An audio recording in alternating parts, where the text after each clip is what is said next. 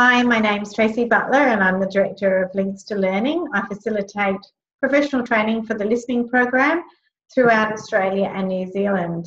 Today I would like you to meet a certified provider of the listening program, Cathy O'Dea, who works in an educational setting. Welcome, Cathy. Thank you for joining us today. Cathy, I'm wondering if you can give us some insight into how long ago you trained to become a provider of the listening program and what motivated you to do that? Well, I trained in 2006, so very early on in the listening program, and the reason why I did was it just kept popping up everywhere. I knew someone who had done the listening program at a school before.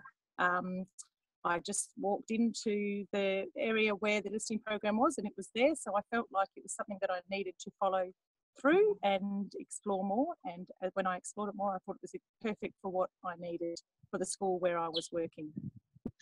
And how many years have you been involved in teaching? I have been teaching now for probably close to 30 years, so quite a while.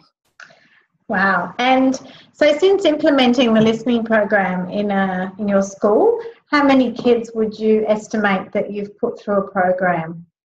It would have to be over 200 children now because it's been 10 years, and we would probably do about 20 to 24 children each year. So it would have to be over 200 children now, which has been great for all of those children.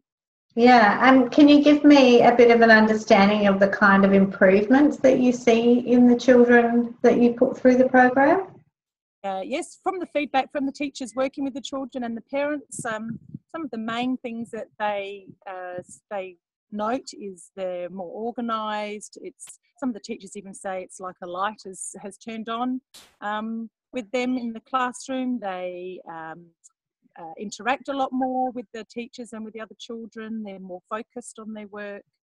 Their attention span is certainly a lot longer. Their reading and writing especially, they've noticed an improvement in that area. Often fine motor skills, all sorts of things. But I guess the one that I mostly hear is it's like a light has switched on inside their brain. Yeah. And can you share with us, Cathy, what it looks like on a daily basis, actually implementing it into your school day? Yes, we have three I listens. With two children use those.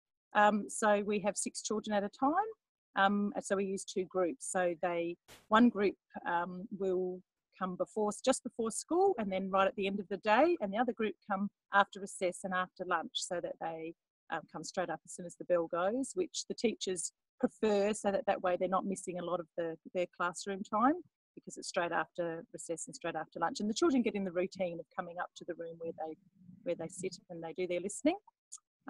So 2 groups. Usually we have a group of younger children and a group of older children, depending on which children are accessing the program at the time. So that's quite well. Yeah, can you tell me, Cathy, how the listening program compares to other interventions from a ratio of the cost, the financial input and the time input to the, I guess the outcome that you see as a result of that commitment? Yes. How does that compare? Well, the beauty of the listening program is it's so easy to implement in a school setting. The children it doesn't take long, so it's 2 lots of 15 minutes a day, as you would know, so it doesn't take long. It's just one staff member needs to be there with them, so there's the 6 children at the one time that are accessing the program, so it doesn't take a big chunk out of anybody's day. So I'm sure that it is certainly value for money in that way, and especially for the results that we're seeing. Do the children enjoy participating in the program each day? They do. A lot of them are hesitant at first, especially the older children, but once they start, they love it, and they often come back afterwards and say, can I do it again? Can I do it again? So you can see that they just enjoy. I think for a lot of these children, they need that little bit of time out from the classroom as well, and it gives them that opportunity to have a bit of time out, a bit of downtime, and they probably can see the results as well in their daily lives, and especially in the classroom, how much easier things become for them.